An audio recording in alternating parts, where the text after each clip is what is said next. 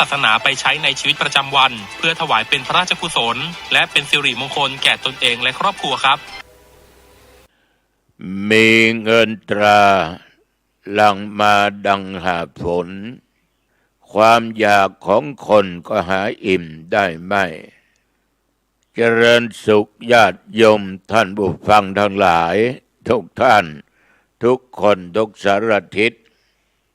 ล้วนแต่เป็นมิตรในทางธรรมวันนี้รายการธรรมะก่อนนอนร่วมกับทางสถานีวิทยุศูนย์การเผยแผ่ธรรม104.50ทำการออกอากาศณวัดฝายหินอำเภอเมืองจังหวัดเชียงใหม่แต่รายการนี้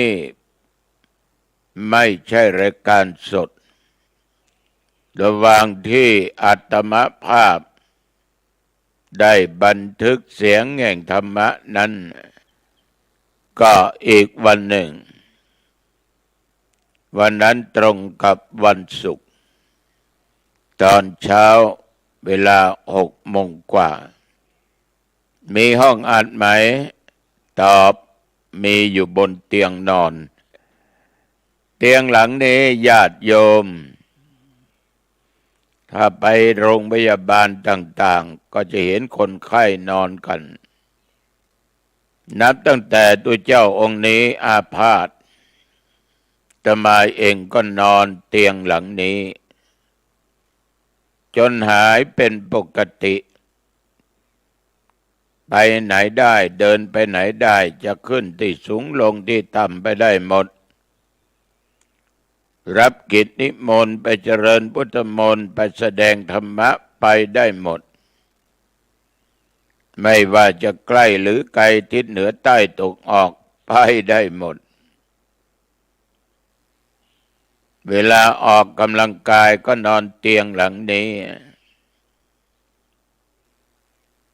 เวลาถ่ายทอดสดเสียงธรรมะทุกเช้าตี 5ก็เตียงหลังนี้แหละเป็นประจำนั่งบันทึกเสียงธรรมะไม่ว่าจะเป็นรายการธรรมะก่อนนอนธรรมะชาดกธรรมะแบบพื้นบ้านพื้นเมืองก็เตียงหลังนี้นี่ญาติโยมบางท่านอาจจะข้องใจว่าหลวงพ่อมีห้องเสียงห้องบันทึกไม่มีก็เรียกว่าเอาตามธรรมชาติเอาตามความเป็นจริงไม่มีโทรศัพท์หลังไมค์หน้าไมค์ใดๆทั้งสิ้น ก็เรียกว่าตุเจ้าก็ให้ทำให้ศีลแก่ญาติแก่โยมอย่างไรก็ตามตุเจ้าต้องขออนุโมทนาขอบคุณขอบใจต่อญาติต่อโยมทุกท่านที่มีน้ำจิตน้ำใจรับฟังธรรมะในรายการธรรมะก่อนนอนของตัวเจ้าน้องตองขอบใจมากๆขอบใจหลายๆขอบใจอย่างจริงใจจากตัวเจ้าน้องตองธรรมะขององค์สมเด็จพระสัมมาสัมพุทธเจ้านี่ญาติโยมไม่มีแบ่งชั้นวรรณะสถานะเป็นหญิงเป็นชายเป็นผู้เฒ่าผู้แก่หนุ่มสาวเป็นนักบวชเป็นคฤหัสถ์ชาวบ้านฟังได้ทั้งนั้นไม่สงวนลิขสิทธิ์เพราะเป็นธรรมาธิปไตยเราถือเอาธรรมเป็นใหญ่ท่านผู้ฟังทั้งหลายต่อไปนี้เพื่อเป็นมงคลต่อชีวิต แต่มาขอนำญาติโยมไหว้พระรัตนตรัยกล่าวคำนมัสการแล้วจะได้พูดถึงเรื่องของธรรมะให้ฟังกันต่อไปตั้งใจไหว้พระรัตนตรัยนะอรังหังสัมมาสัมพุทโธภควาพระผู้มีพระภาคเจ้าเป็นพระอรหันต์ดับเพลิงกิเลสเพลิงทุกข์สิ้นเชิงตรัสรู้ชอบได้โดยพระองค์เองพุทธังภควันตังอภิวาเทมิข้าพเจ้าอภิวาทพระผู้มีพระภาคเจ้าผู้รู้ผู้ตื่นผู้เบิกบานกราบพระพุทธสวากขาโตภควตาธัมโมพระธรรมเป็นธรรมที่พระผู้มีพระภาคเจ้าตรัสไว้ดีแล้วธัมมังนัมสสามิข้าพเจ้านมัสการพระธรรมกราบพระธรรมสุปฏิปันโนภควโตสาวกสังโฆพระสงฆ์สาวกของพระผู้มีพระภาคเจ้าปฏิบัติดีแล้วสังฆังนัมมามิข้าพเจ้านอบน้อมพระสงฆ์กราบพระสงฆ์หันธมยังพุทธัสสะภะคะวะโตปุพพาคณมะกะรังกะโรมะเสนะโมตัสสะภะคะวะโตขอนอบน้อมแด่พระผู้มีพระภาคเจ้าพระองค์นั้นอรหะโตซึ่งเป็นผู้ไกลจากกิเลสสัมมาสัมพุทธัสสะตรัสรู้ชอบได้โดยพระองค์เองนะโมตัสสะภะคะวะโตขอนอบน้อมแด่พระผู้มีพระภาคเจ้าพระองค์นั้นอรหะโตซึ่งเป็นผู้ไกลจากกิเลสสัมมาสัมพุทธัสสะตรัสรู้ชอบได้โดยพระองค์เองนะโมตัสสะภะคะวะโตขอนอบน้อมแด่พระผู้มีพระภาคเจ้าพระองค์นั้นอรหัตโตซึ่งเป็นผู้ไกลจากกิเลสสัมมาสัมพุทธัสสะตรัสรู้ชอบได้โดยพระองค์เองพุทธังสรณังคัจฉามิธัมมังสรณังคัจฉามิสังฆังสรณังคัจฉามิทุติยัมปิพุทธังสรณังคัจฉามิทุติยัมปิธัมมังสรณังคัจฉามิทุติยัมปิสังฆังสรณังคัจฉามิตติยัมปิพุทธังสรณังคัจฉามิตติยัมปิธัมมังสรณังคัจฉามิตติยัมปิสังฆังสรณังคัจฉามิขอบใจต่อญาติต่อโยมทั้งหลายทุกท่านทุกคนที่ตั้งใจ ไหว้พระรัตนตรัยกล่าวคำนมัสการ แล้วเอาพระพุทธพระธรรมพระสงฆ์เป็นสรณะที่พึ่งแม้แต่ครั้งที่หนึ่งครั้งที่สองครั้งที่สามญาติโยมท่านผู้ฟังทั้งหลายเราได้ทำถูกต้องแล้วพระตุเจ้าหนองตองนั้นเคยพูดกับญาติโยมอยู่เสมอมาไม่ว่าจะไปให้โอวาทกล่าวสมโภชนิยกถาในงานต่างๆและในกิจนิมนต์ประเทศก็จะบอกให้ญาติโยมว่าขอให้ญาติโยมนั้นได้กราบได้ไหว้บูชาหนึ่งพระพุทธเจ้าสองพระธรรมสามพระสงฆ์สี่พระบิดามารดาห้าครูอาจารย์และพระอุปัชฌาย์พระพุทธเจ้าถือว่าห้าจำพวกนี้ห้าประเภทนี้สำคัญยิ่งต่อชีวิตของพวกเราทุกคนเราเป็นชาวพุทธเราก็ต้องบูชาพระพุทธพระธรรมพระสงฆ์เราทุกคนมีพ่อแม่เป็นผู้ให้กำเนิดให้ชีวิต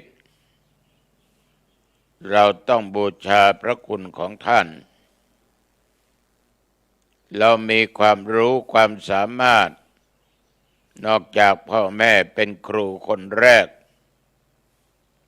เราก็ได้ครูอาจารย์ถ่ายทอดศิลปะวิชาความรู้ต่างๆให้จนพวกเราทั้งหลายนั้นได้ตั้งเนื้อตั้งตัวได้ทำการทำงานมีหน้ามีตาอยู่ในสังคมทำงานในตำแหน่งนั้นตำแหน่งนี้เพราะครูอาจารย์ได้ถ่ายทอดวิชาความรู้แก่พวกเราเหมือนท่านทั้งหลายได้เรียนรู้แล้วก็ถ่ายทอดศิลปะวิชาต่างๆให้แก่ศิษย์ให้แก่เยาวชนสำหรับใครก็ตามที่เคยบวชเป็นเณรเป็นพระได้ศึกษาลาเพศไปก็ตามได้อยู่ในพระเหลืองอยู่ก็ตามเราก็ต้องบูชาพระอุปัชฌาย์มีความสุขที่สุดเลยเพราะพระอุปัชฌาย์นั้นอยู่ในอ้อมกอดของผมแบบนี้อีกครั้งได้สร้างเราให้เป็นเณรเป็นพระภิกษุถ้าไม่มีอุปัชฌาย์ผลอีกครับทิปบอลเราก็ไม่ได้บวชฉะนั้นก็จึงขอเจริญพรให้ญาติโยมทุกคนได้รับทราบตามที่ได้กล่าวนี้พี่น้องญาติโยมทั้งหลายคนเราทุกคนไม่ว่าโยมและอาตมะทุกวันนี้เราก็แสวงหาความสุขเพื่อพ้นความยากความจนพ้นจากความทุกข์ยากลำบากทุกคนก็ต้องดิ้นรนเสาะหาอยู่เพราะเหตุไรญาติโยมทุกคนนั้นมันก็กลัวจนเมื่อกลัวจนกลัวทุกข์ยากลำบากก็ต้องดิ้นรนเสาะหาปัจจัยเงินทองสิ่งของทรัพย์สมบัติ มาจุนเจือชีวิตเพื่อให้พ้นทุกข์อยู่ในโลกนี้เพื่อให้สมประสงค์สมปรารถนาสิ่งที่อยากได้อยากมีเห็นเขามีนั่นมีนี่ก็อยากมีเหมือนดังเขาเมื่อมันเป็นเช่นนี้ญาติโยมถ้าเรารู้จักอิ่มรู้จักพอมันก็เป็นความสุขเหมือนเรากำลังรับประทานอาหารที่เราชอบเราก็ทานแต่พออิ่มเผื่อว่าดื่มน้ำไปแก้ว2 แก้วอิ่มพอดีมันก็ไม่อึดอัดแต่ถ้าหากว่าไม่รู้จักพอว่ากูชอบทานไปจนท้องอืดบางคนนี่ดื่มน้ำไม่ได้วันนี้กินมากทานมากคัดท้องปวดท้องอึดอัดเพราะมันรับประทานมากไม่รู้จักอิ่มไม่รู้จักพอ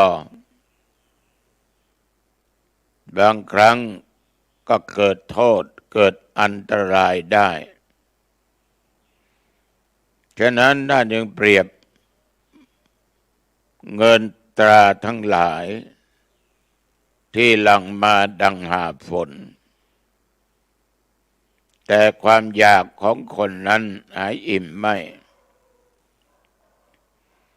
เราจะเห็นได้คนบางคนนี่ญาติโยม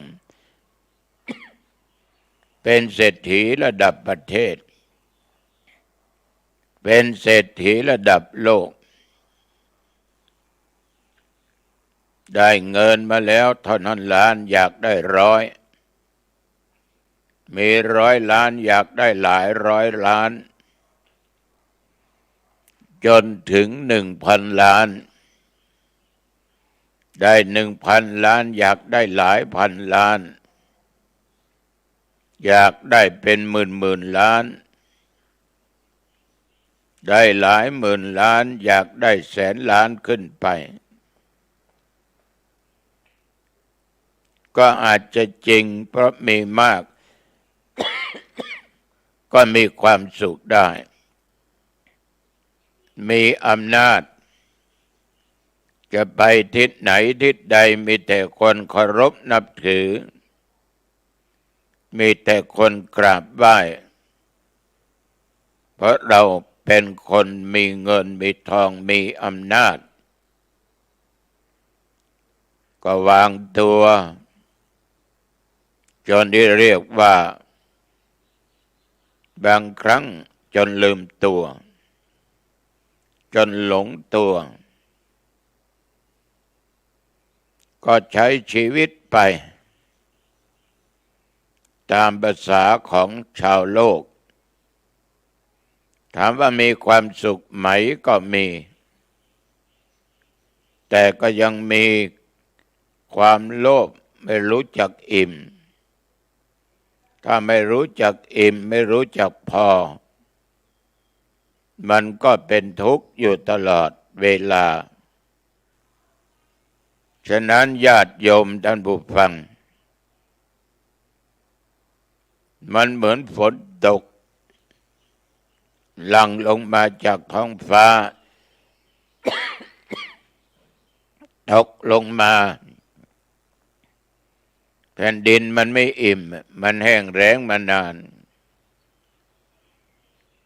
ตกหนักเข้า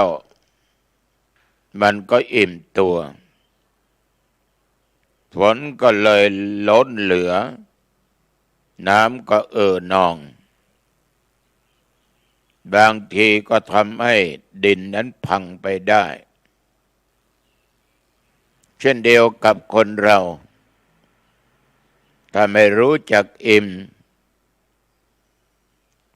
ยังแสวงเสาะหาอยู่ว่ากูต้องได้มากกว่านี้ โดยไม่คิดถึงว่าจะผิดจะถูก ถ้ามันหลงใจมันคิดอย่างนี้หลงอย่างนี้ญาติโยมทรัพย์สมบัติทั้งหลายที่หามาได้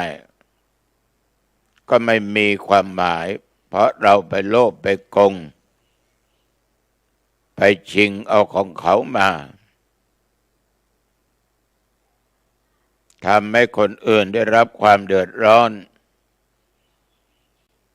นึกว่าตัวเองจะมีความสุขมันก็เป็นตราบาปอยู่ด้านจิตใจบางทีบางคนจะกินก็เสียดายจะนุ่งจะห่มก็เสียดายจะไปที่ไหนก็เสียดายจะช่วยเหลือสังคมที่ตกทุกข์ได้ยากก็เสียดายหูก็ดีตาก็ดีแขนขาก็ดีมือก็ดีกูไม่ให้อะเชิญชวนทำบุญทำกุศลไม่ทำไม่เชื่อว่าบาปมันจะมีบุญมันจะมีนรกสวรรค์มันจะมีเมืองนิพพานมันจะมีเพื่อกูจะได้มานี่แสนลำบากนี่รู้เหมือนกันแสนลำบากแต่มันจะต้องลำบากไปยิ่งกว่านี้คนโลภมากนี่ไม่มีความสุขมันเสียดายทุกสิ่งทุกอย่างนี่นะโยมบางคนขนาดว่ามันเจ็บป่วยนี่มันจะไปหาหมอมันก็ยังเสียดายเงินทองคลินิกนั้นมันแพงโรงพยาบาลนั้นมันแพงไปโรงพยาบาลของรัฐบาลดีกว่าไปหมอก็ทำไปตามคิวก็เอะอะโวยวายกูมีเงินกูมีเงินแต่ว่าจะเอาเงินไปข่มขู่กับเจ้าหน้าที่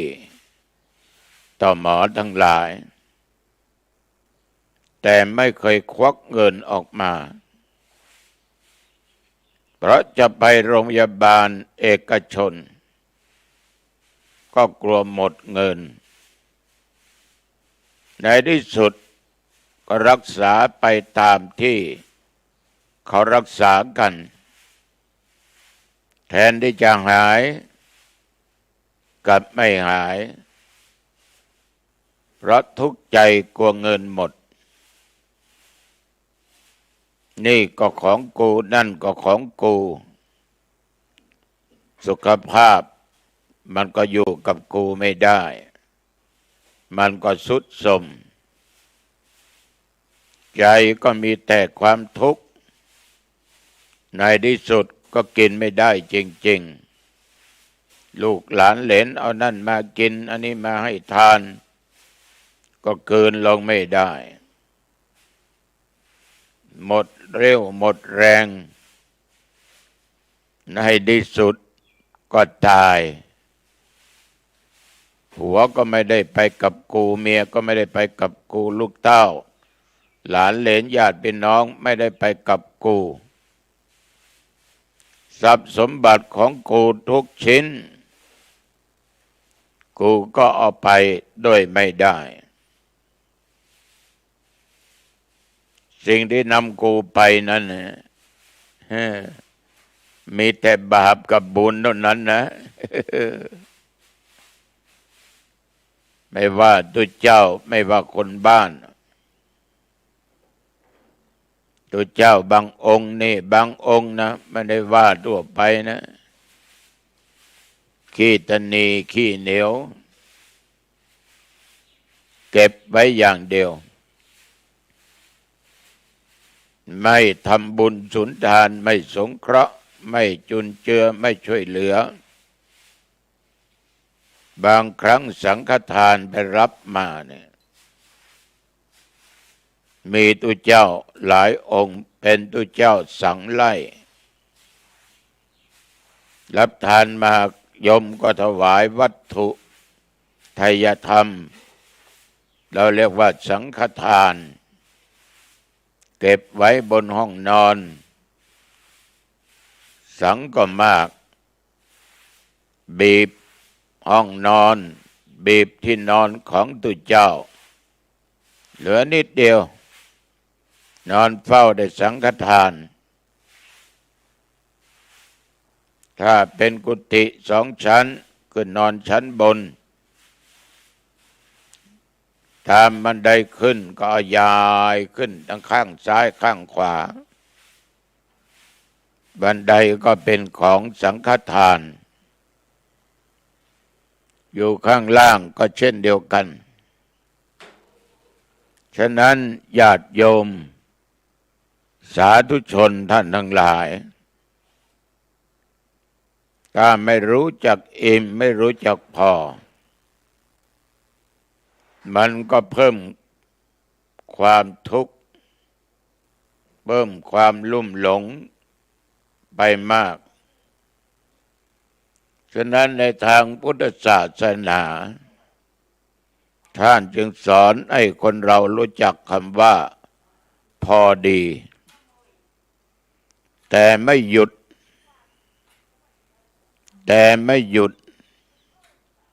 ต้องทำต้องหาแต่รู้จักพอดีภาษาธรรมก็คือความสันโดษสันตุถีประมังสุขขังความสุขอื่นจากความพอใจยินดีของที่ได้มายินดีกับของที่มีกับตัวเองถ้าเรามีความพอใจนี่มันก็เกิดความสุขได้ฉะนั้นศรัทธาสาธุชนท่านผู้ฟังทั้งหลายตุเจ้าจึงขอฝากธรรมะให้ญาติให้โยม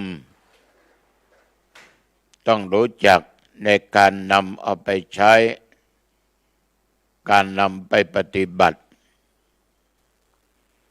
และมีอีกข้อหนึ่งนี้ที่ญาติโยมกังขากันมากเคยถามเวลารับกิจนิมนต์ไปงานโน่นงานนี้แม้แต่ญาติโยมมาที่วัดหนองตองก็ถามถึงเรื่องกรรมดีและกรรมชั่วได้ถามถึงอนันตริยกรรมกรรมที่หนักที่ตายแล้วห้ามสวรรค์ห้ามนิพพานไปทางอบายภูมิอย่างเดียวเพราะว่ากรรมที่ทำนั้นเป็นกรรมหนัก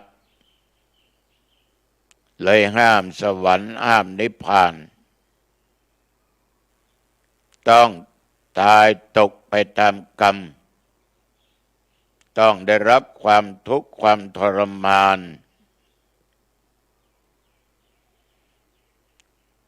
เช่นอย่างมาตุฆาต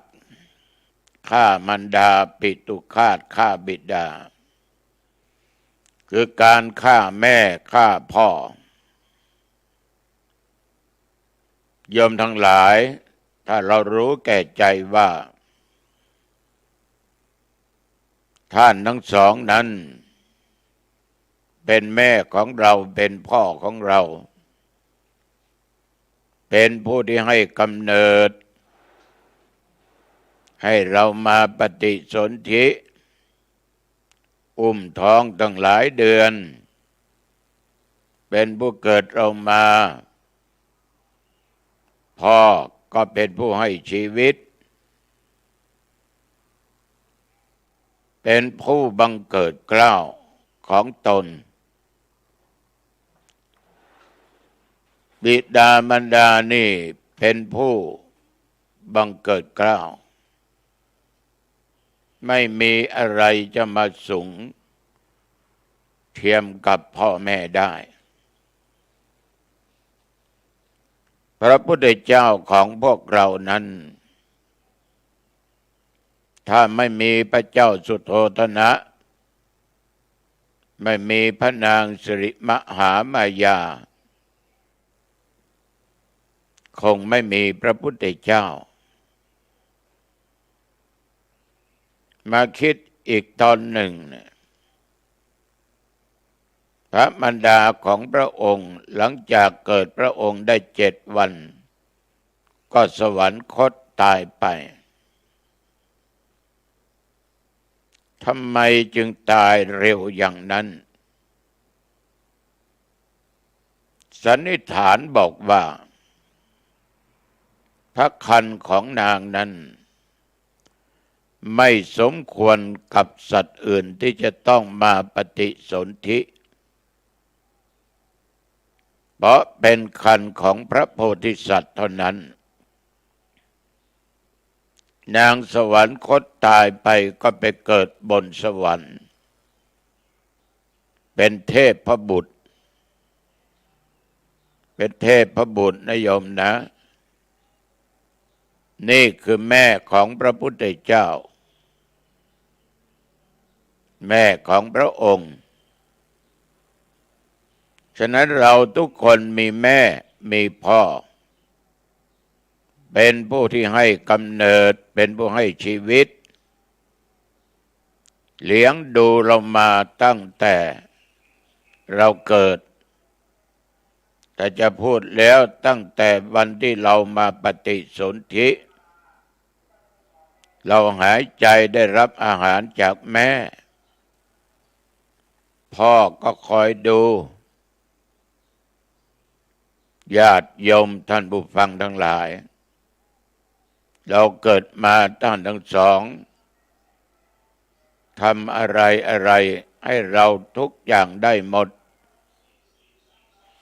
ไม่เคยรังเกียจไม่เคยโทษลูกรักและเมตตาต่อลูกยินดีต่อลูกมีอุเบกขาวางเฉยได้แม้แต่คนไหนคนใดจะมาว่าลูกเป็นคนไม่ดีเช่นนั้นเช่นนี้พ่อแม่ก็เฉยด้วยความรักความเมตตาต่อลูกดังที่เขาพูดกันนะจะให้พ่อให้แม่มานั่งบนไหล่บนบ่าขี้เยี่ยวลดบ่าลดไหล่ทุกวันจนตายเราก็ไม่สามารถที่จะทดแทนพระคุณของท่านได้หมดสิ้นได้เอาภูเขาเหล่ากาเป็นปากกาเอาแผ่นฟ้ามาเป็นกระดาษเอาน้ำมหาสมุทรเป็นน้ำหมึกจารึกพระคุณของพ่อของแม่ยังไม่หมดขนาดนี้นะโยมนะขนาดนี้นะท่านรักท่านห่วงใยท่านมีเมตตากรุณาต่อลูกมากๆฉะนั้นฐานะเป็นลูกต้องเลี้ยงดูท่านไม่อดไม่ให้อยากเลี้ยงถึงกายเลี้ยงถึงใจต้องเชื่อฟังคำสั่งสอนของพ่อแม่คนอื่นนั้น ก็อาจจะหวังดีต่อเราก็มี หวังร้ายก็มีอย่าไปเชื่อ อย่าหลงได้ง่ายๆจะไม่มีความบริสุทธิ์เท่าพ่อแม่ของเราพ่อแม่นั้นหวังดีต่อลูกทุกคนเราเป็นลูกทำยังไงให้พ่อแม่มีความสุขทั้งกายทั้งใจก็เลี้ยงดูท่านดูแลท่านอย่าให้ท่านได้อดได้อยากอย่าด่าอย่าว่าอย่าดุใส่ท่านอย่าทิ้งท่านตั้งตัวตั้งตนประพฤติปฏิบัติเป็นลูกที่ดีตั้งอยู่ในศีลในธรรมเพราะเวลาท่านตายไปเราจะได้สืบทอดมรดกสืบตระกูลเรานั้นคนทั้งหลายรู้ว่าพ่อแม่เราเป็นคนดีเราสืบตระกูลนี้เขาดีนะ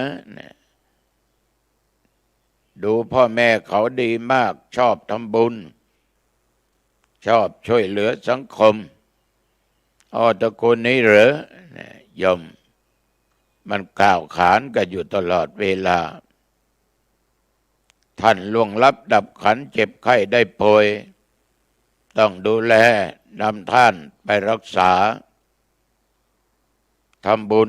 อุทิศส่วนกุศลให้ท่านเป็นหน้าที่ของพวกเราลูกๆทั้งหลายแต่ในโลกสังคมปัจจุบันเนี่ยเป็นข่าวคราวอยู่ตลอดเวลาลูกทำมาถูกฆาตปิถูกฆาตฆ่าแม่ฆ่าพ่อฆ่าพ่อหวังเอาทรัพย์สมบัติบ้างหรือพ่อแม่มีลูกแบ่งทรัพย์สมบัติไม่เสมอกันลูกก็ถูกความหลงเขาครอบงำด้านจิตใจเลยคิดกำจัดพ่อแม่บางคนนี้ติดเหล้าติดยาเป็นบ้าเป็นบอขอตังค์ก็ไม่ได้ตังค์เพียงแค่200 300แม่ไม่ให้พ่อไม่ให้บางครั้งท่านบอกว่ามันไม่มีก็ต้องเถียงมีไม่ได้ก็ทำร้ายพ่อแม่ของตัวเองบางคนถึงไม่ตายแต่ก็ต้องเจ็บป่วยไปตลอดเรียกว่าทำงานไปไหนมาไหนไม่ได้บางทีก็ต้องตายก็เลยเป็นมาตุฆาตปิตุฆาตลูกชนิดนี้ไม่ว่าตัวเจ้าและคนบ้านนะตายแล้วตกนรกตายแล้วตกนรกลูกผู้นั้นได้ชื่อว่าเป็นลูกอกตัญญูเป็นลูกทรพีขนาดพ่อขนาดแม่มันยังฆ่าได้นับภาษาอะไรจะฆ่าตัวเจ้าหนองตองไม่ได้ไม่อยากให้โยมไปฆ่าใครนะฆ่ากิเลสที่มันในตัวในตนดีกว่าฆ่าความโลภให้หมดสิ้นไปฆ่าความโกรธให้หมดสิ้นไปฆ่าความหลงให้หมดสิ้นไปฆ่าตัณหาทั้ง3กามภวะวิภวะให้หมดสิ้นไปถ้าญาติโยมฆ่าตัวกิเลสได้เป็นอริยะแล้วฉ ฉะนั้นญาติโยมเราทั้งหลายนั้นไม่สมควรที่จะต้องว่าเป็นลูกเนรคุณ บางครั้งนี้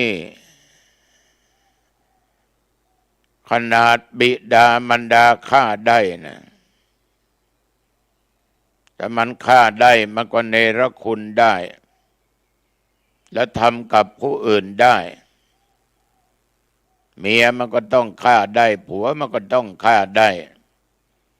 ญาติพี่น้องครูบาอาจารย์มันก็ต้องฆ่าได้เพราะขนาดพ่อแม่มันยังฆ่าได้พี่น้องร่วมท้องเดียวกันขัดใจกันเกี่ยวกับมรดกเกี่ยวกับเงินกับทองฆ่ากันได้ทั้งที่เป็นสายเลือดเดียวกันมาความมืดบอดมันมาปิดตาปิดใจเพราะตัวกิเลสต่างๆทำให้มนุษย์เป็นเช่นนั้น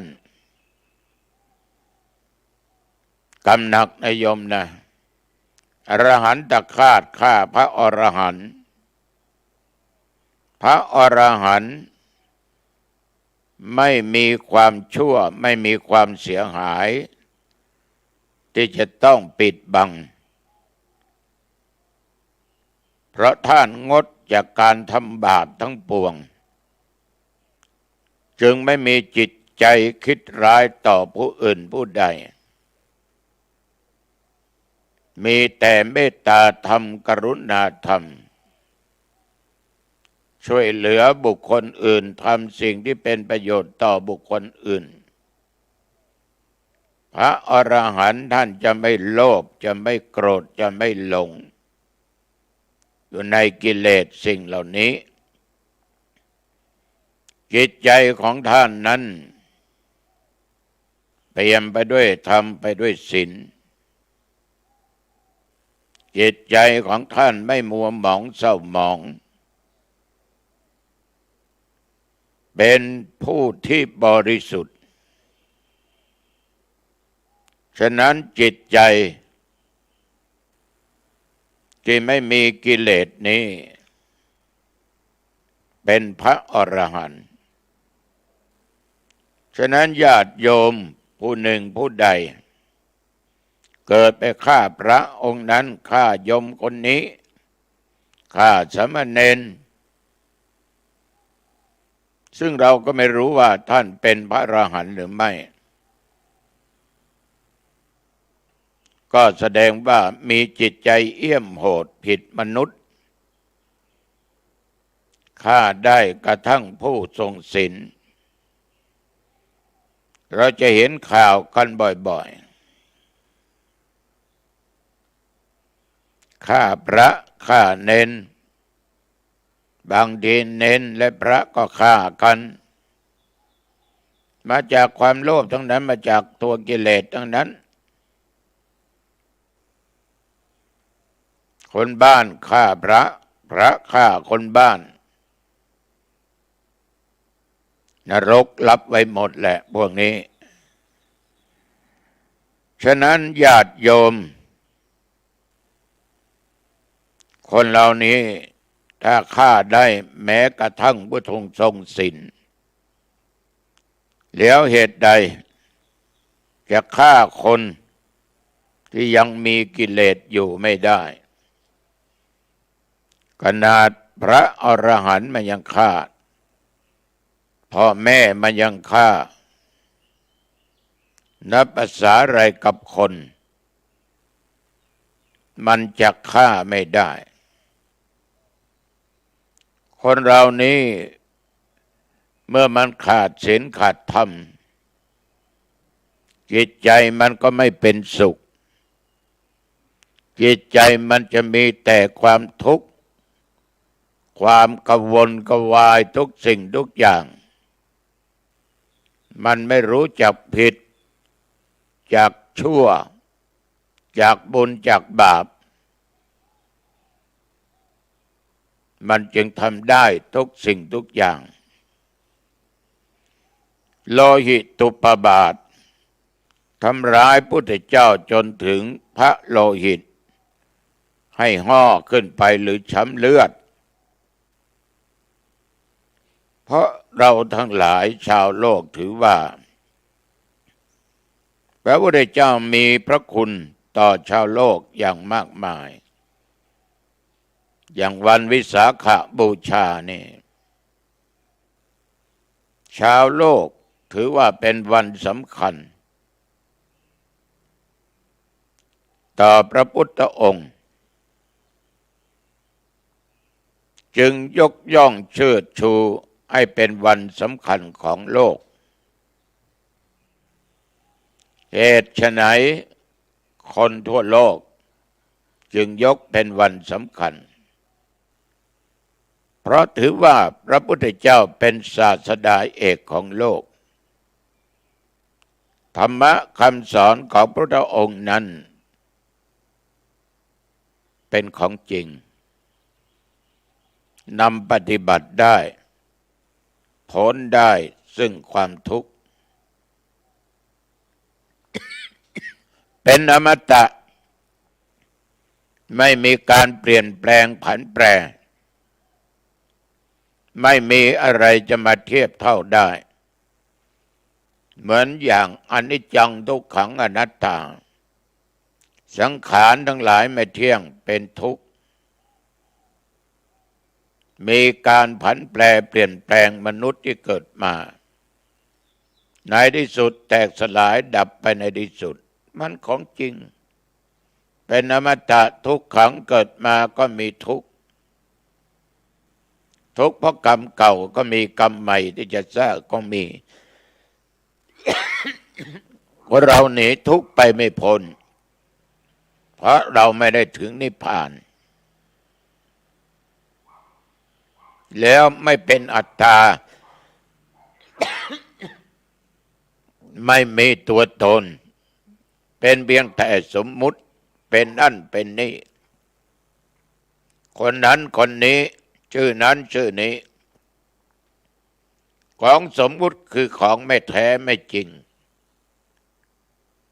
นี่คือหลักความเป็นจริงคำสอนของพระพุทธเจ้าฉะนั้นญาติโยมถ้าเราไปทำร้ายโจรพระพุทธองค์นั้นพระโลหิตห่อหรือว่าช้ำก็เป็นบาปเป็นกรรมเพราะพระองค์นั้นมีคุณต่อชาวโลกได้สั่งได้สอนโปรดเวนยสัตว์อย่างไม่เห็นแก่ความเหน็ดเหนื่อยเมื่อยล้าผู้ใดทำร้ายพระองค์จนพระโลหิตงอกขึ้นไปดังเทวทัตนะเกร็งหินใส่พระพุทธเจ้าเนี่ยหินนั้นแตกสะเก็ดหินไปถูกนิ้วฝ่าพระบาทของพระองค์ก็ชื่อว่าได้ทำร้ายเป็นบาปเป็นกรรมหนักเทวทัตจึงตายตกนรกถือว่าเป็นผู้หมดที่พึ่งในพระศาสนาเปรียบได้กับคนคิดกบฏทรยศต่อชาติเทวทัตนี่เป็นอย่างนั้นฉะนั้นญาติโยมต้องระมัดระวังไว้ให้ดีสังฆเพศนี่ญาติโยมยังสงฆ์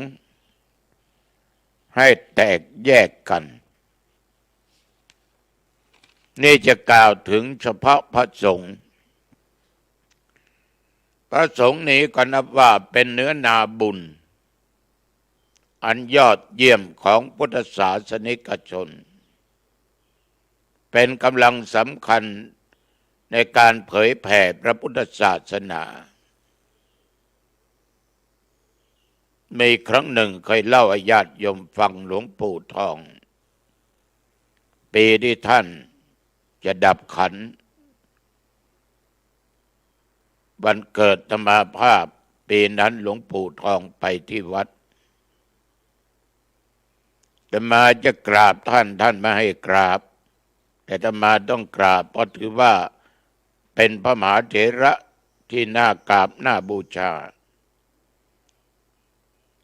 หลวงปู่ขับจำให้อาตมาภาพ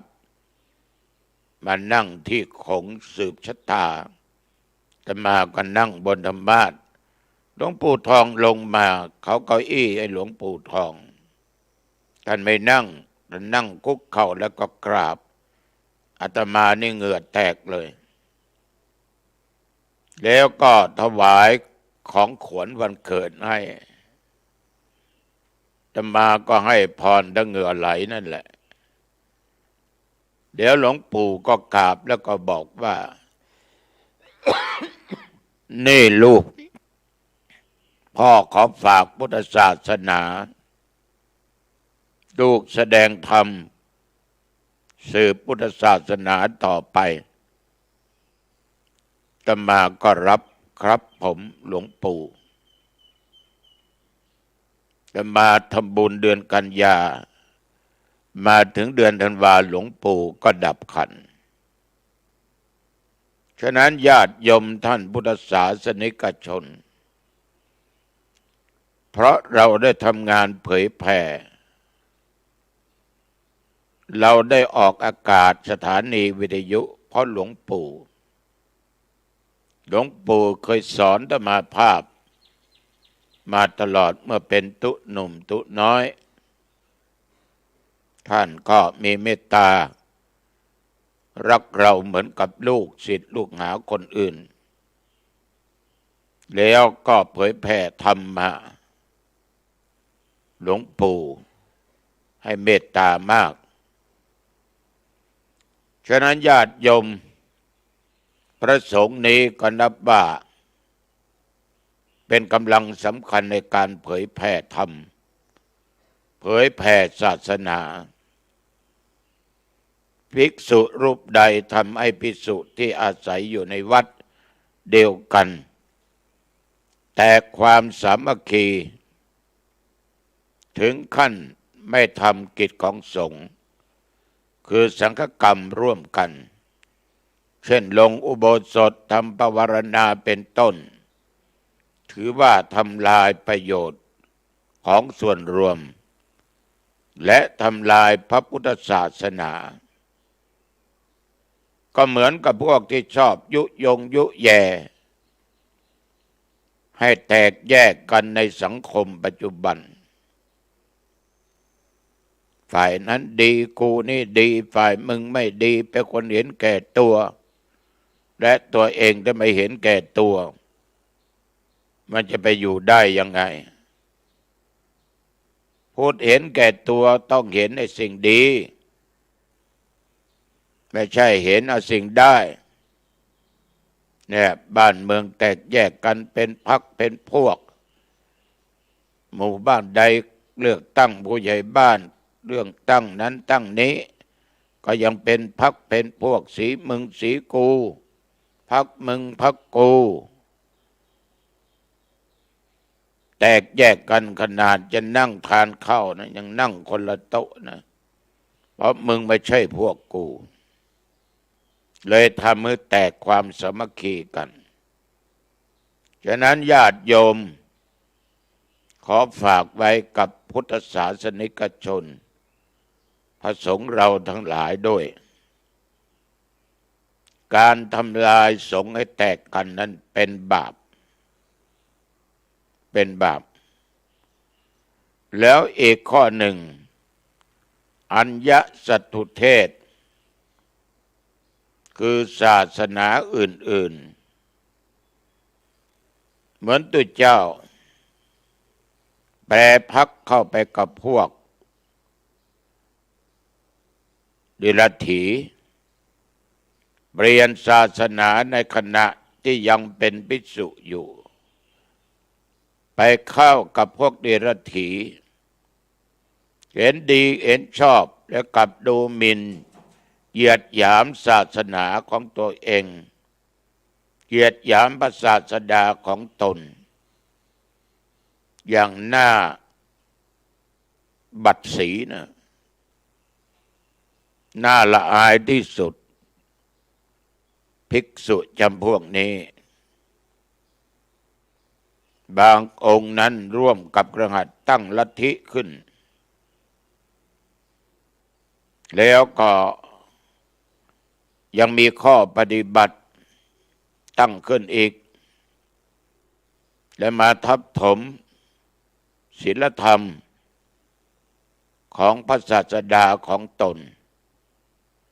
ไม่เคารพนับถือศาสนาตนญาติโยมท่านผู้ฟังข้อนี้เราก็เรียกว่าแรงกว่าสังฆเพศอีกนะกรรมที่กล่าวมาเนี่ยตายแล้วห้ามสวรรค์ห้ามนิพพานอย่างแน่นอนฉะนั้นตัวเจ้าจึงขอฝากไว้ให้รู้จักอิ่มรู้จักพอและโยมจะมีความสุขพูดมาเป็นเวลาพอสมควร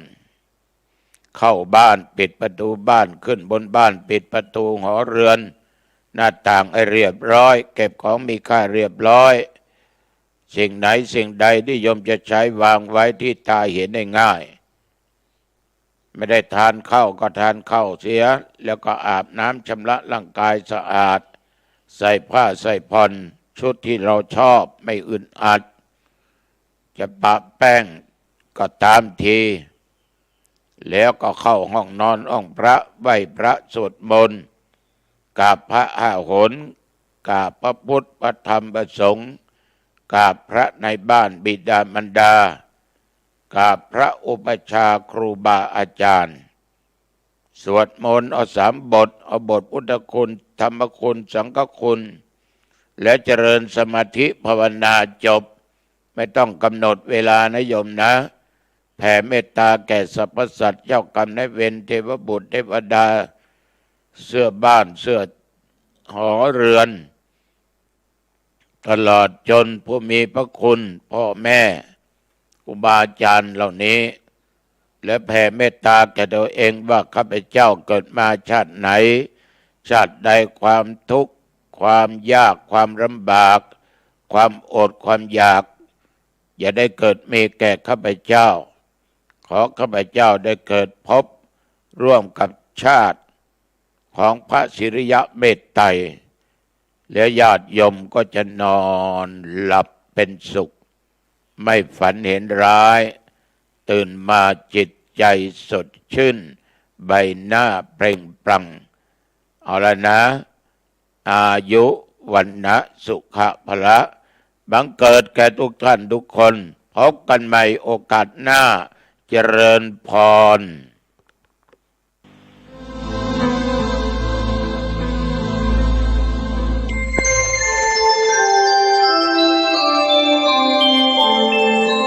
ขณะนี้ท่านกำลังฟังสถานีวิทยุกระจายเสียง FM 104.5 เมกะเฮิรตซ์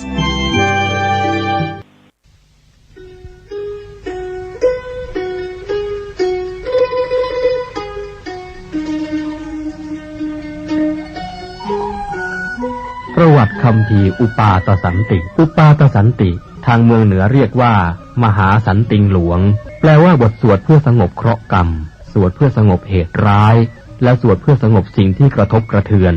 คัมภีร์อุปาทสันติเป็นวรรณกรรมภาษาบาลีของล้านนาไทยแต่งโดยพระมหามังคละศีละวังสะพระเถระนักปราชญ์ของชาวเชียงใหม่รูปหนึ่งในสมัยของพระเจ้าสิริธรรมจักรวรรดิลกราชาธิราชหรือพระเจ้าติโลกราชรัชกาลที่11แห่งราชวงศ์มังรายซึ่งครองราชสมบัติตั้งแต่ปีพุทธศักราช 1985 ถึงพุทธศักราช 2030 เป็นพระคาถาล้วนจำนวน 271 คาถาจัดเข้าในหนังสือประเภทเชียงใหม่คันธะคัมภีร์นี้เป็นที่รู้จักกันแพร่หลายในหมู่ชนชาวล้านนามาแต่โบราณกาลทั้งพระสงฆ์สามเณรและชาวบ้านพากันสวดและฟังอุปาทสันติเพื่อกลับความร้ายให้กลายเป็นความดีมีคำเล่าว่าสมัยที่ท่านแต่งอุปาทสันตินั้นที่เชียงใหม่มีโจรผู้ร้ายและคนอันธพาลชุกชุมผิดปกติมีเหตุร้ายและสิ่งกระทบกระเทือนอยู่เสมอพระมหาเถระศีละวังสะจึงให้พระสงฆ์ สามเณรและประชาชนพากันสวดและฟังอุปาทสันติเพื่อสงบเหตุร้ายทั้งมวลที่เกิดขึ้นในเมืองต่อมาชาวพม่ามีความเลื่อมใสนำคัมภีร์นี้เข้าไปในประเทศพม่าชาวพม่าทั้งพระสงฆ์และประชาชนนับถือพระคัมภีร์อุปาทสันติว่ามีความศักดิ์สิทธิ์มากพากันนิยมท่องนิยมสวดและนิยมฟังกันอย่างกว้างขวางแพร่หลายไปทั่วประเทศพม่าในสมัย500 ปีที่ล่วงแล้วในงานพิธีสืบชะตางานขึ้นบ้านใหม่เป็นต้นอุปาทสันติคาถานั้นมีเนื้อความเป็นไปเพื่อยังความสงบอันยิ่งใหญ่ให้เกิดขึ้นเพื่อสงบเหตุร้ายทั้งปวงเพื่อป้องกันอมนุษย์และยักษ์ทั้งหลายเป็นคาถาที่ช่วยให้พ้นจากความตายก่อนกำหนดเวลาเป็นคาถาที่เป็นเครื่องย่ำยีกำลังของข้าศึกสามารถจำเริญชัยชนะแก่พระราชาและนำสิ่งที่ไม่น่าปรารถนาทั้งปวงให้หมดไปอุปาทสันติคาถาเป็นบทสวดอย่างพิสดารท่านจึงกล่าวพระนามของพระพุทธเจ้าพระธรรมและพระอริยสงฆ์ไว้อย่างครบถ้วนทั้งที่มีมาในอดีตในปัจจุบันและจักมีมาในอนาคตรวมตลอดไปจนถึงท่านที่ทรงคุณทรงอำนาจทรงฤทธิ์ในทางที่ดีอื่นๆเช่นเทวดาอินทร์พรหมยักษ์นาคกลทันครุฑและอสูรเป็นต้นเพื่อขอความเป็นมงคลความสงบความสวัสดีความไม่มีโรคชัยชนะ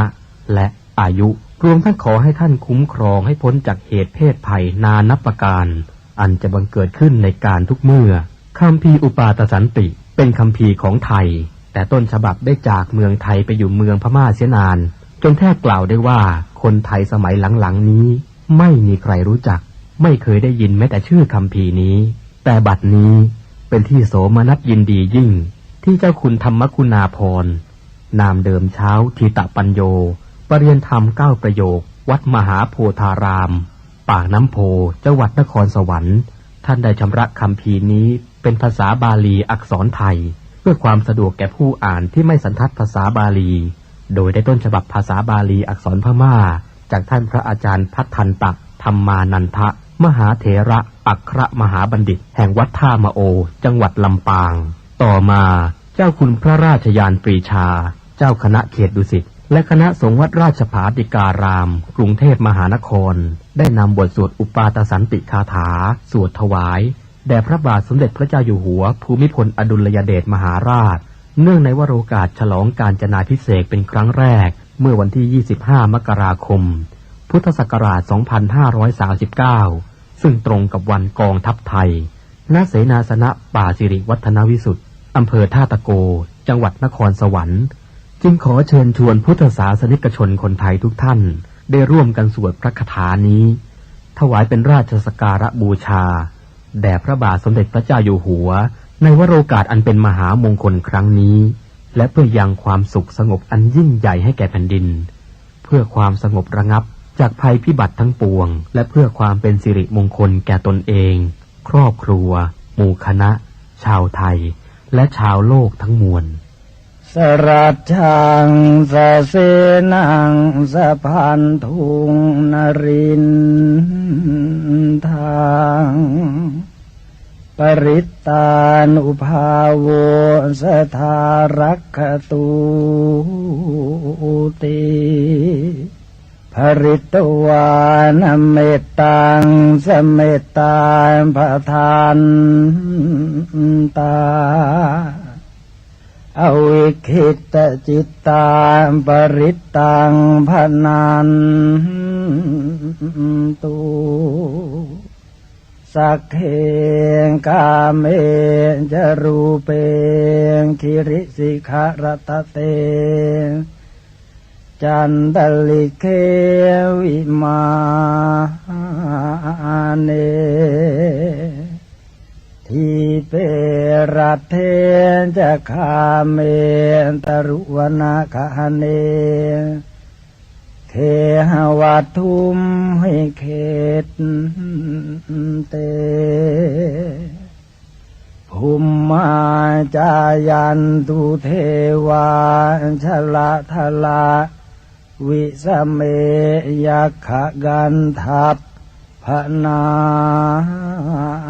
คา ติทันตา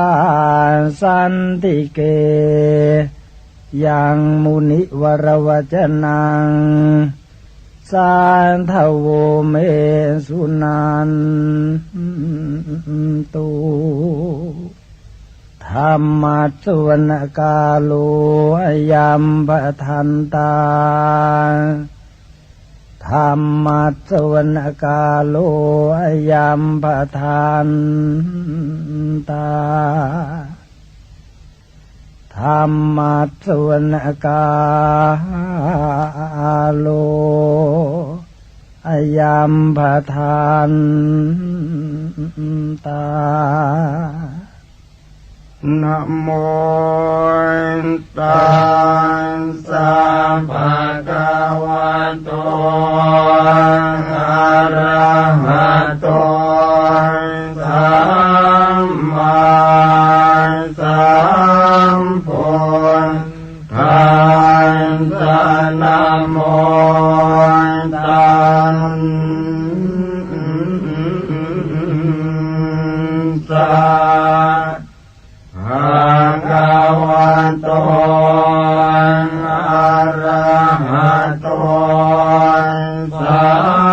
มมาสัมพุทธัส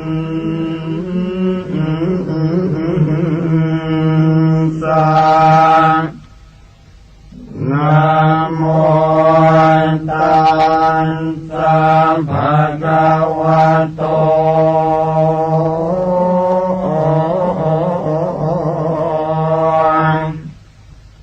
อะระหะโตสัมมา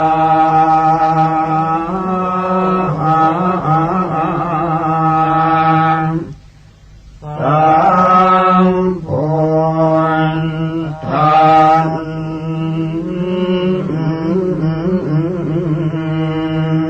สะสุตุทัสโสอายังธัมโมโลกันตังขินะเทสิโตมหาสันติกโรโลเกสัมปสัมปันติทายโกสัมภูปันตุปัสสมโนพุทธยังคณิวารโนอากา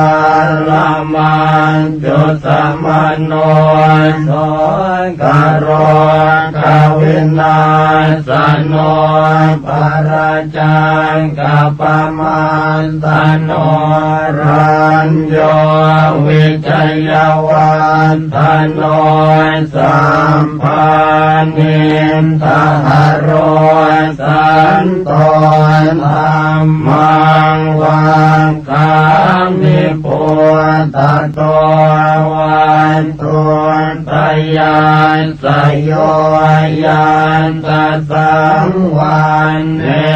ติกุณุนตเมตันสตันตสุขาโรกายโสติโยโหติสัมปทาตันหังกโรมหาวิโรสัมภโลกานุกรรมปังโกวันตสังสารกัมมโนสัมปกามทัตโตสัทธาสัมภาภิกขุสัมภาวินโทสัมปเทวะคารตตโมสัมภาสวะคาริกิโนตตาโสทิงกโรตุโนวรรังธนสัมปันโน เมตังกโรมหามุนิจุตินตโรมหาสิริสุวรรณกิริสันนิโพธิพรุปมหากายโยมหานาโทมหาพโลมหาการุณิโกสัทธามหาสันติงกโรตุโนมหาโมหตมังหันตวายโยนาโทสรนังกโรเทวาเทวมนุสสานังโลกานันจะหิตังกโรพยามาปภาภิรุจิตโตนิโครตปริมันทโลนิโครตปังกปิมโพนโทสัทธาโสทิงกโรตุโนอาสิติรตโนเพโตติปังกโรมหามุนิปปานิทาวเตตัสสะทาเนทวาทัสโยจะเนวาสัตตตสหัสสานิตตวานโนเกวินายโกโลกาโลกตโรสัทธาสัทธาโสติงกโรตุโนอัฏฐาสิติหันตุเปโตโกนทันโยนามนายโกสัมปธรรมเมหิอัสสมโมสัมภปารมิตาคัมโมวัสสัตตสหัสสานิอายุตัสสมเหสิโนโมเจตุโสสัมภปยาสัทธาโสติงกโรตุโนอัฏฐาสิติรัตนานิอาจุกโตจุตินทโรมังคโลนามาสัมพุทโธนาวุติสหัสสายุโกจัปปันนรังสิโยทัสสะหัสสะโลกธาตุโยภรันตาตาสัจจาเทติเอสะโสทิงกโรตุโนนาวุติรัตโนเปโตสุมโนนามนายโกกัญจนาจรสังกาโสนาวุติสหัสสายุโกอุเปโตปุณตะกุณเนหิสัมปสันตหิเตสโกกโรตุโนมหาสันติงอารกยัญจะสุขังสัตตาอสิติรัตโนเพโทสัตติสหัสสะอายุโกเรวะโตนามาสัมพุทโธสัมภโลกุตตโรมุนิตาสัสริเรเนพัตตาปภามาลาอนุตตราปรันตายโยชเนนิจังสัทธาโสทิงกโรตุโนโมปิโตนามาสัมพุทโธนาวุติสหัสสายุโกสังสารสังกเรสันเตภะหุโมเจติทุกขโตอัตตปัญญาสารตนังอาจุกโตมหามุนิโอภาเสติติสาสัมภาสัทธาโสติงกโรตุโนอโนมัทานสิสั มพุทโธเตชันสิทุรติกโมอันตปันนาสรตโนโอภาเสนโตสเทวเกนิพพานปาปะโกโลเกวัสสัสตสหัสสา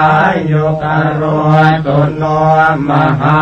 สันติงสุขิตาจะมยังสัทธาปทุโมนามสัมพุทโธโลกเจโธนราสโพอันตปัญญาสรตโนอาทิตโยววิโรจติวาสัสตสหัสสานิอายุตัสสะมเหสิโนโสปิพุทโธการุณิโกสัทธาโสติงกโรตุโนอัตถาสิติรตโนเพโทนารโทสัมปตามโตนิรันตรังทิวาราติงโยชนังภรเตปภานาวติวาสสหัสสานิทัตวาโลเกวินายโกโมเจติตุกโตสัตเตโสภิสุติงกโรตุโนอัตตปันนาสรตโนปทุโมตโรมหามุนิตาสปากติการังสีปรันติทวาตัสโยชเนวาสัสตสหัสสานิทัตวาโลเกมตันทโทโมเจติพันธนาสัตเตโสปิปาเลตุโนสัทธาอัตถาสิติรัตนานิอาจุขโตมหามุนิสุเมโทนามสัมพุทโธนวุติสหัสสายุโกตัสสะปากติการังสีปรันติโยชนังสัทธาปาเลตุโนสัทธาพุทโธปเยหิวิวิเทหิจปัญญาสรตโนเพโทสุชาโตนามนายโกเหมวันโนมหาเวโรมหาธรรมวิโนตโนนาวติวาสสหัสสานิอายุตัสสะมเหสิโนโสปิพุทโธการุณิโกสัทธาโสติงกโรตุโนอาสิติรตโนเพโทปิยทัสสิมหามุนินาวุติวาสสหัสสานิทัตวาโลกาคณายโกโสปิสัพพคุณโนเปโตสัมปโลกสุขัมปโตสัมปโตสังวินาเสนโตสัมพังสุติงกโรตุโนอาสิติรตโน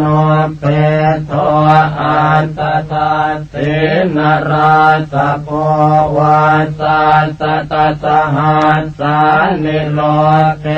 อันทาสินายโกตัสสะปากติการังสีปรันติโยชนังสัทธานิรันตรังทิวาราติงนาโทโสติงกโรตุโนธรรมทัสสิจะสัมพุทโธอสิติหัตถโมคขโตอติโรจติเตเจนะสะเทวะสุรมา นุเสวาสัสตสหัสสานิทัตวาโลเก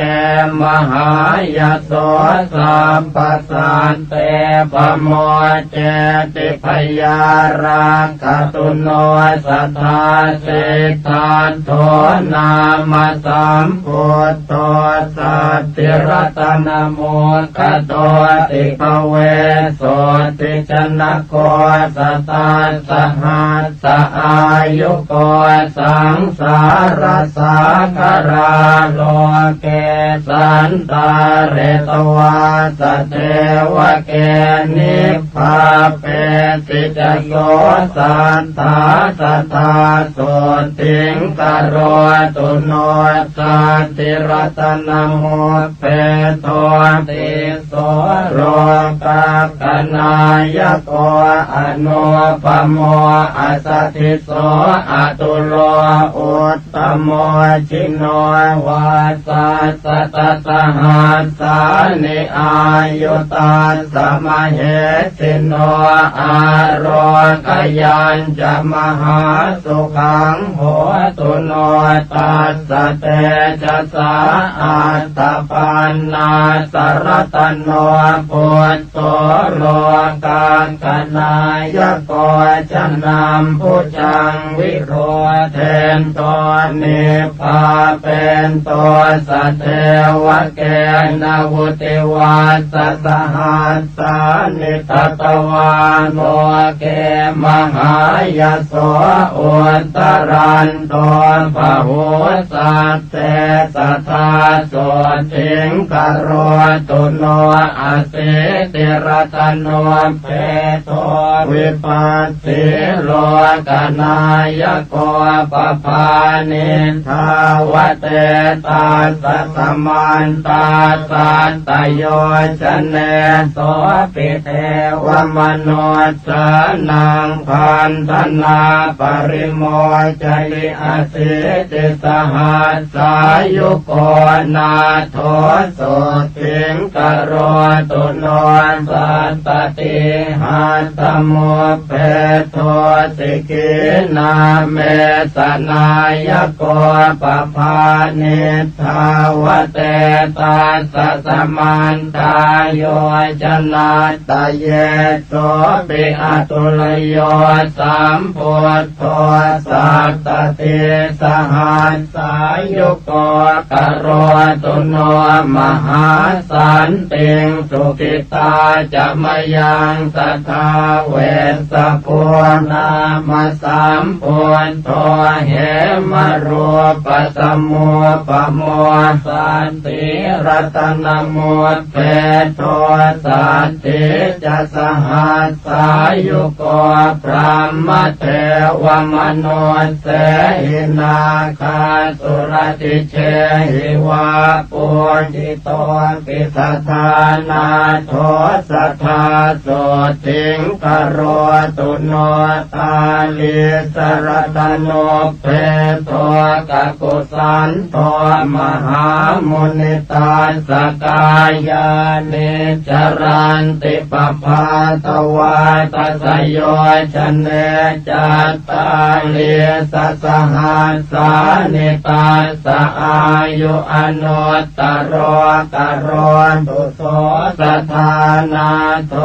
อายุงสุขังพลัญจโนโกนาคัมมนะสัมพุทโธติงสหัสสะสมุขโตติงสวาสสหัสสานิอายุตัสสมเหสิโนธรรมามเตนะตาเปตาเทวสังฆังสุราละเยมหิตะเลจะชนะตังตถาโสติงกโรตุโน ติมหามุนินาวุติวาสัตหัสสานิทัตวาโลกาคณายโกโสภิสัพพคุณโนเปโตสัพพโลกสุขัมปโตสัมปโตสังวินาเสนโตสัพพังสุทิงกโรตุโนอสิติรัตโนเปโตอันตตาสินราสโพวาสัตตสหัสสานิโลเกอันทาสินายโกตัสสะปะกติการังปิภรันติโยชนังสัทธานิรันตรังทิวารันติงนาโทโสติงกโรตุโนธรรมทัสสิจะสัมพุทโธอสิติหัตถโมคขโตอติโรจติเตเจนะสะเทวะสุรมานุเสวะสัตตสหัสสานิทัตวาโลเกมหายโสสัมปสันเตปโมเจติพยารังคตุโน